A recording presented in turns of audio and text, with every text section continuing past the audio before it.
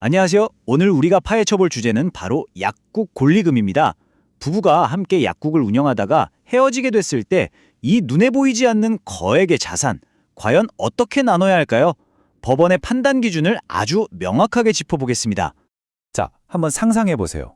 어떤 약국은요, 권리금만 해도 수십억 원에 달한다고 해요. 평생을 함께 일궈온 이 막대한 가치, 과연 법적으로 누구의 것이라고 봐야 할까요? 정말 중요한 문제죠. 정답부터 바로 알려드릴게요. 네, 나눌 수 있습니다. 하지만 이게 우리 부부였으니까 그냥 반반 나누자, 이렇게 간단한 문제가 전혀 아니에요. 법원은 아주 엄격한 조건들을 따지거든요. 지금부터 그 조건이 뭔지 하나씩 살펴보겠습니다. 자, 이 문제를 제대로 이해하려면 먼저 권리금이라는 것의 정체부터 알아야 합니다. 도대체 권리금이 뭐길래 이렇게 큰 다툼의 씨앗이 되는 걸까요? 권리금은 아주 쉽게 말해서 자리값에다가 그동안 쌓아 올린 모든 영업 가치를 돈으로 바꾼 거라고 보시면 돼요. 단골 손님, 장사 노하우, 좋은 위치 같은 눈에 보이지 않는 자산들이 다 여기에 포함되는 거죠. 특히 약국 권리금은 더 복잡하고 또 그만큼 가치가 큰데요. 바로 옆에 큰 병원이 있는지, 고정적으로 오는 단골 환자가 얼마나 많은지, 그리고 무엇보다 월 조제 매출이 얼마냐에 따라 그 가치가 천정부지로 솟기도 하거든요. 이게 바로 약국 권리금이 유독 비싼 이유입니다. 이게 금액으로 따지면 정말 입이 떡 벌어질 정도예요. 보통 월 조제료의 20배에서 30배에 달하는 금액이 권리금으로 책정되는데요. 만약에 월 조제료가 3천만 원이다? 그럼 권리금이 무려 6억에서 9억 원이 될 수도 있다는 계산이 나오죠. 이러니 이혼할 때 절대 양보할 수 없는 쟁점이 되는 겁니다. 그럼 법원은 이런 권리금을 대체 어떤 기준으로 판단할까요? 법원의 기본적인 원칙부터 한번 확인해 보겠습니다. 법원의 원칙은 생각보다 아주 명확합니다. 딱 한 가지를 보는 거예요. 이 자산을 부부가 함께 노력해서 만들었는가? 바로 이겁니다. 만약 한 배우자가 사업에 명확하게 기여한 게 있다면 분할 대상이 되지만, 약사 면허를 가진 배우자 혼자만의 노력으로 이룬 거라면 분할 대상에서 빠질 가능성이 커지는 거죠. 그런데 말이죠, 약국은 다른 가게들과는 다른 아주 특별한 점이 하나 있습니다. 그리고 바로 이 특수성 때문에 권리금 분할 문제가 확 복잡해지는 겁니다. 기본적으로 법원은요, 약사 변호처럼 개인의 자격증에 기반한 재산은 특유 재산으로 봅니다. 무슨 말이냐면 그건 약사 배우자 개인의 재산이니까 재산 분할에서 제외하는 게 원칙이라는 거죠.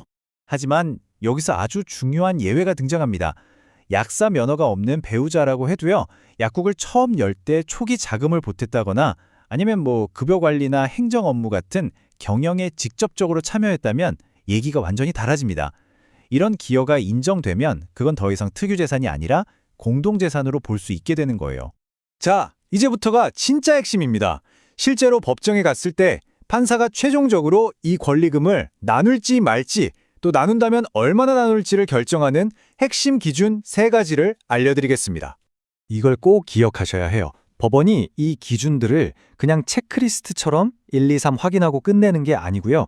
각각의 상황을 굉장히 종합적이고 또 아주 까다롭게 심사합니다.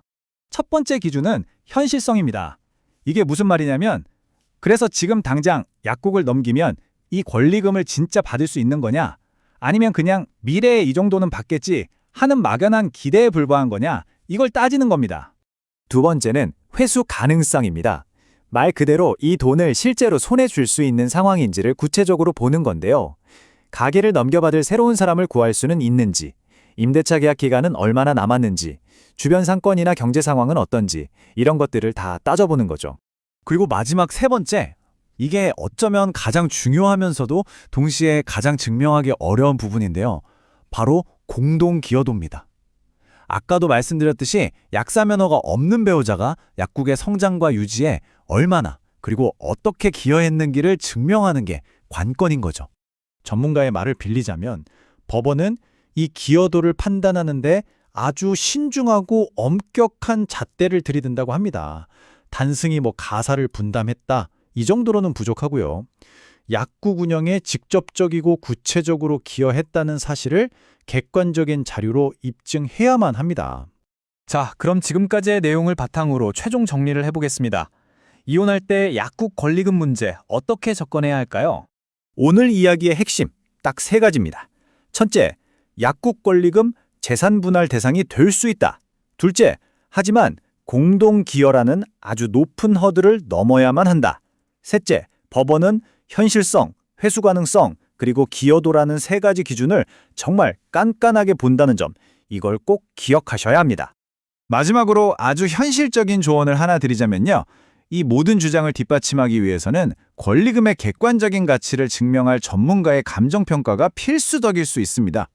우리 약국 권리금은 10억이다 라고 주장만 하는 게 아니라 전문가를 통해서 그 가치를 딱 입증해야 한다는 거죠. 오늘 저희는 약국 권리금이라는 구체적인 사례를 통해 재산 분할 문제를 살펴봤습니다. 하지만 이 문제는 우리에게 더 큰 질문을 남기는 것 같아요. 한 가정을 이루고 또 유지하는 데 들어가는 수많은 노력들, 특히 눈에 보이지 않는 기여의 가치를 우리는 과연 어떻게 평가하고 또 증명할 수 있을까요? 한 번쯤 깊이 생각해 볼 만한 문제입니다.